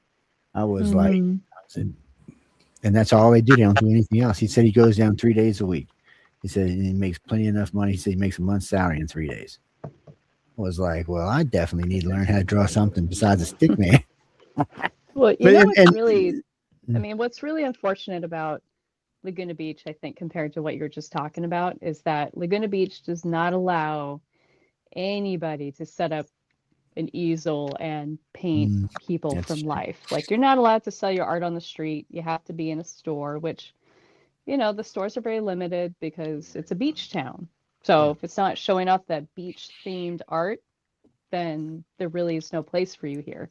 That's why I need to go to LA or San Diego or Atlanta, Georgia, or New York, or like, it's sad. Like, Laguna Beach is an artist town, but like New Orleans sounds like a great place for artists to set up and paint. It's always not going to get arrested. Yeah, you're not going to get arrested. Well, so they allow different types of things at different times. And if you want to do it, like if you're going to be doing it a couple of weeks, I think the permit's $35, and you can sit out there and do it. So what's great about it is you have the big cathedral there, so you can paint the cathedral if you want to, 250-year-old cathedral, or you can paint the square itself, which is interesting, or Pirates Alley and Pirates Cove, was where they used to sell the slaves and kill the slaves. There's always a lot of interesting stuff up there. And then the whole quarter itself is 200, 300 years old. So you're painting stuff you can't find anywhere else in the United States, not in Atlanta, not in LA, not in New York. It simply just doesn't exist there. We still have cobblestone streets. It's just, New Orleans is kind of more an age city than it is. And it's an international city. So you got a lot of people coming and going. I like those trees too, where you have the dual trees. Oh yeah, they got dual and oaks. You could paint dual and oaks. Either one of y'all, I bet you would do a great job on dual and oaks. These are the trees that go back to the old days. So both of the trees sweep down to the ground, and each one's got a little bit of thing cut into it. And you would go in there with your people and set up for your duel, whether it's going to be a sword or a gun, whatever it may be. And then you'd come out in your little space and kill each other. Somebody else. But those are the trees they actually did those with back in New Orleans way back when. Yeah, most of the oaks in the French Quarter are 300 to 400 years old. So them and themselves are magnificent to leave. And then you've got places like Audubon Zoo, which is one of the oldest ones in the country. City Park. It's just, then you've got the river right there mingling through all the rest of it. So you can actually sit up on the river and paint till you fall over if you want. And you can see the whole city from there. It's just, the city was designed. It was called, I forgot what they called it back in the day. It was, and there's still little cities like that, like Fairhope, Alabama is still what they call an artist city. There's a bunch of artists that live there. For some reason, there's just places tucked around the deep South that are considered artist cities. And then when you get into New Orleans, it's an artist city. It's really designed for art. Well, we have to build into ancient. Up in our area, we have like they like to call it the state of the art. So there's no, it's we have some fun stuff that goes on around here, but it's not. How can I say this? I met with some artists last weekend, but the taste in what they like. There's certain people that like different things, and they you know, all kinds of different stuff. Whereas I'm the guy that does the monsters and the dragons and Godzillas and all that kind of stuff like that. And so I'm sort of more of an oddity in the community. Even in the community, I'm somewhat of an oddity. Down here, you wouldn't be because we have Mardi Gras. Yeah. Oh, I'm sure. Yeah, exactly. And but we've got all kinds of cool things. We got the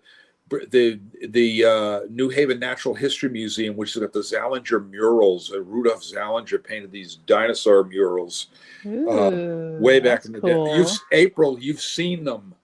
Everybody in the world has seen these murals. Just Google Zallinger murals.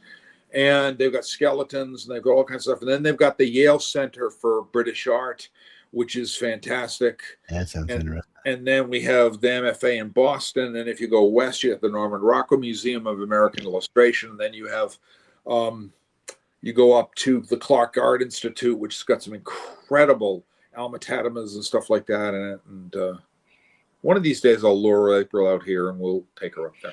Yeah. One of the nice things about the United States is a lot of beautiful places in it. It's not like, there's a lot of places you can go. A good friend of mine who's from Europe was bitching the other day. He said, because America holds less passports than any country in the world. We have a population of 350 million people. And then the Brits actually told the whole world why. He said, well, if you live in the United States, you don't need to leave out of there. He said they got everything you can imagine inside their country. He was laughing because, one of the guys he was staying with used to have to drive 30 minutes to the mailbox. He said, 30 minutes, I'm in France. He said, they got this place called Texas. It took 2 days to cross it. He said, do you know where you can go in Europe in 2 days? It's like, it's just different. He said, Americans are just way different than what he thought they were. He said, the problem with Europe is they watch too much American television. He said, they don't really realize who we actually are over here, which is, I can understand it. We probably based him on most of the books or television we watch. But when you travel in the city, especially, because the Deep South is older than a lot of the other part of the country, as especially if you're in Florida or New Orleans, you're in a much older part of the country. As you go up the East Coast, part of it gets older, but then part of it's fairly new too. Oh, we got some old stuff here in Los Angeles. We go all the way back to 1940. You got some. You even got old people in LA. Oh man, Which to us is old, Yes, for y'all it is old. We got a spaghetti pizza factory there that goes all the way back to 1966. Well, wait, y'all have that's our Renaissance. Somewhere in LA, y'all have the oldest working electrical bulb. It's 110 years old. It's in front of a fire station somewhere. It has never been replaced. It's a Tesla bulb, one of the originals, or Einstein bulb, one of the originals. It's that tells you the difference, ladies and gentlemen. 100-year-old light bulb. We got to change our light bulbs how often? Now we got LEDs. That might be different now. We got LEDs. Lumens, they call it now. It's weird. I'd love to see them all out there drawing. I mean, when you watch, matter of fact, I used to piss my wife off, excuse my language, because we'd go sit on the levee and I want to sit there and lay down and eat and watch everybody do their art down there, because there's always 10, 15 artists down there. And they're all friendly. It's amazing to me because I notice most artists are very introverted when they're young, but as they get older, they lose that. They become extroverted. Poor April and who was it, Nancy, that y'all were don't. If it wouldn't have been for you two, there wouldn't have been nobody talking in the artist thing. It's weird when you watch the when is that Writers of the Future? Like last year, the whole group was very outgoing. It was very strange. Yeah, and it's nice though to see him like this. It makes makes John's job way easier too. Because but there's been years where I've been talking to illustrators, and I'm lucky I can get 15 minutes out of them. But yet I got authors I can't shut up. They're going on for an hour and a half now. One thing that's really cool though is like with April and Bob, we're in the BarCon afterwards. We're at the one of the big tables there, and just you guys are both sitting next to each other, and you're just chatting away, but then you're just drawing. You're both drawing the same picture. Whether it's a dragon or whatever you're doing there was a dinosaur, and she's adding the thought balloons to it, and she added some colors to it. I'm so amazed. I got a picture I got to bring with me and show John. So year before? Anyway, we were sitting down at the back bar because we were at the Lowe's, so it might have been last year. And I was sitting between Dan and Tom. And Tom starts drawing this picture, and he's like, knock it off. Then he hands it to Dan, and Dan's over there picturing pictures. I said, guys, I don't even want to see what this picture looks like. I said, you know what? I'm gonna bring it home and put it down. It's both signed by both. I think it might be worth some money one day.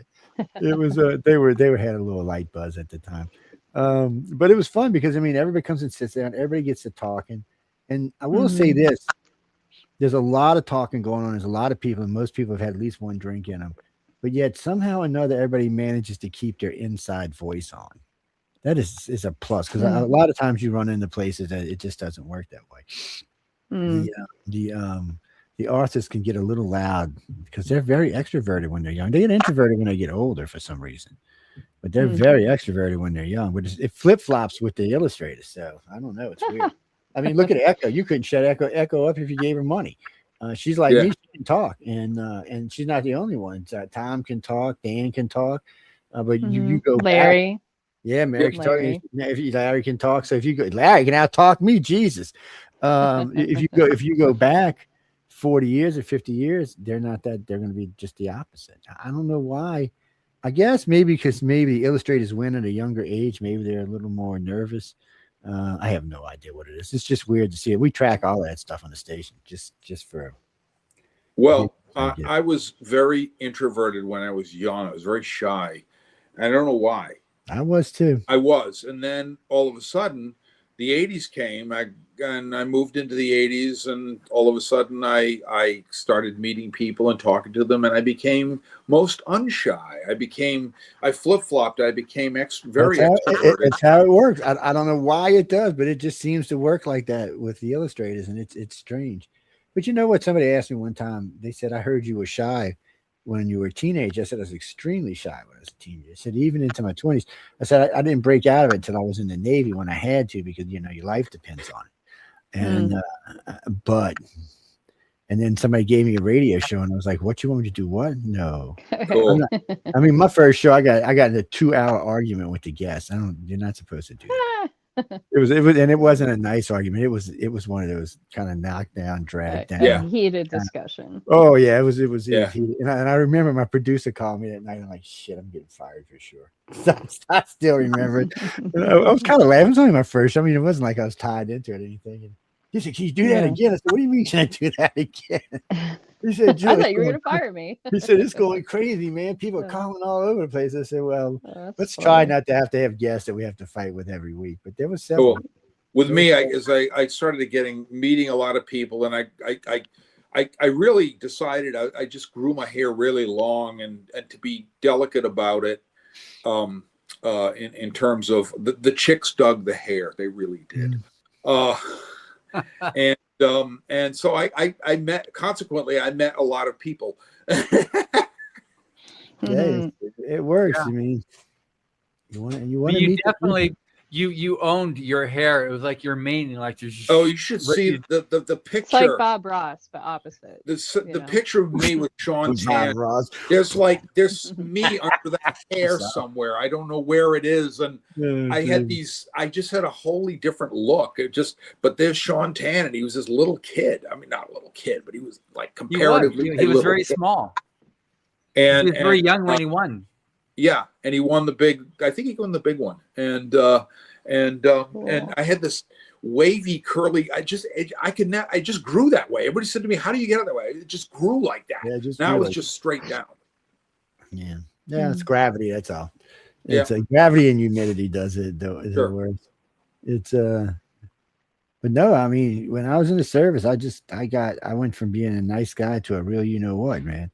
It's and it's funny because when I do a lot of radio and TV, and about 2 years ago, I had a couple of my hosts and my wife both say, "You're getting so nice." I'm like, "What do you mean?" I said, "Joe, you got to quit doing it. You're like all sweet." What do you mean? And she's like, "No, that's not who you are. That's not who your persona is. You need to quit that." I'm like, "No." So, and I noticed my numbers were dropping a little. So I said, "Okay, I'm going to bring A-hole Joe back," and they back up to people like hearing me. I never even cursed on a radio show for 30 years. Drama sells, It does. That's why the news doesn't cover good things. They cover. I was cussing all kinds of stuff about, recent events in the news, and they're like, "Oh my God, we love this." And I'm a centrist, so I'm an equal opportunity hater. So I don't get in trouble when I take a side. Because I say, "Oh yeah, well, you know what? This Republican did this, but you know what? This Democrat did this." I stay. They want to hate me, but they really can't because I stay in the middle of it. I am a Mhm. centrist because, frankly, the other two sides are idiots. I'm going to leave it at that. Mhm. It's what's that, Christopher? You know what? We don't talk politics on this show. You can catch us on Friday night late 9 to 1 a.m. on News on the Flip Side. We talk a lot of politics there, and on the chat, which follows the show, we don't always talk about politics. Usually, we're talking about just events around the world, not necessarily social, just things. It's whatever the audience wants to talk about. We don't drive a topic there as a host. We Sure. don't. We let the audience pick it up. Sure. And sometimes the audience want to talk about food. Sometimes they want to talk about painting. Matter of fact, a couple weeks ago they were talking about several people had been on this show recently. And then sometimes they want to talk about nasty, mean stuff. You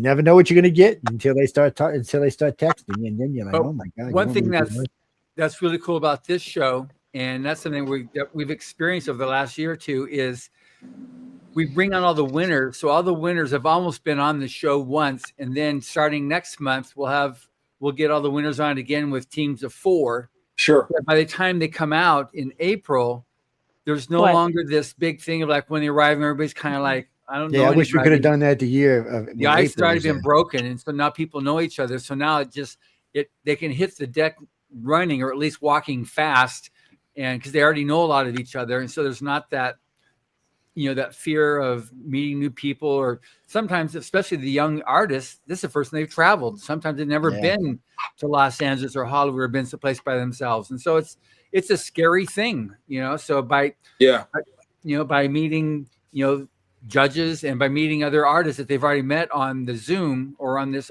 show here, it makes a world of difference on them just being able to get to know each other and getting right into the workshops. That's a big change that's made the workshop a lot better. And also because now we have the internet, you got people, lifelong friends. Are you still in touch with your fellow winners, April? Oh yeah. April said, get off my back. I'm the pro here. So I was just teasing. Yeah. I mean, Sarah especially. Sarah and I, we were like, as soon as I met Sarah, it was like my long lost dragon. Is that Sarah Morrison, April? Yeah. Uh-huh. Yeah, I'm seeing the her. Other demon. I'm seeing her in Boston in about a month. She helped me get all my art programming crap together because me being me, I just left the whole thing to the last freaking minute, and it was like I didn't get quite in. She goes, "Oh, we gotta have you on programming, Bob." So she put me on a bunch of stuff, which is cool. Yeah, Sarah's amazing, and I got to see her at LuxCon last year, and I hadn't seen her in person since the workshop. You know, when I was there for 39, and her work is amazing, and she's kicking ass, and and she's just so awesome in every way. Sure. But between her, I haven't really gotten a chance to see anyone that was with me in volume 39. But one thing but I do get to. But Cherie is another one that I see often. Cherie, But one thing that's cool is is another crazy one. We started in this past year at DragonCon. The last night we do a reunion dinner, with any of the Rise of Future Illustrators, the future winners going back. We had like 30 people there last year. It was so cool. We did a big photo of everybody that was there in the steps at the bottom of the restaurant. But it was great just seeing people from many volumes that were there. We had a huge section of the restaurant for everybody with a dinner. It was so much fun. We'll keep on doing that now each year. Sure. Yeah, that was so much fun. My computer's getting very low. Okay. Yeah, we got to get out of here anyway. It's 3 minutes after the hour. But anyway, it's so great seeing you again, Bob, and look forward to seeing you again in April. April, where are you? Did you disappear? There she is. The sun was in my eyes. I just wanted to say it's been great talking with you, and we'll hopefully see you guys in April. And we'll do our thing, April, I'm sure. Yeah. Yes, please. We'll do our thing. Thanks, John. Thank you, Joe. Love you, Bob. Yes. No, we're always glad to have you on. Yeah, April. That's that's what we do. Love you guys so much. It's so nice to be a part of this community. Really. No, it's good. You're definitely a major contribution to us. This is great. You're one of those. Everybody we love. Some people we just love more. So. Well, the outgoing ones tend to do better. So much. Yeah, we got the lot. We got the energy. We're gonna make this April and Bob thing happen. This show. We're gonna take the show April and get everybody Bob show, excited yeah. and take it on the road and conquer the freaking world You with better, it, you better right? watch out, or her boyfriend Dan might get upset, man. David? No, I was talking about Dan DeSantis. Oh, That's what I was talking about. I don't see Dan enough. I wish I could see him more Yeah, I often. know. I actually bumped into him some weird thing the other day online. That was just kind of weird. I'm like, do I know this guy? Is was he looking at coming? Is he coming out to the workshop this year? I need to find out. I just need to check and see on that stuff. I've Yeah. been He's hopefully he is. Okay. he likes to Okay, well, stay thank you busy. very much, Bob. And Take care. okay, Guys. Thanks sayonara. again. And Bob, you got an your address? wife too. So I definitely look forward to seeing both of you. Yeah.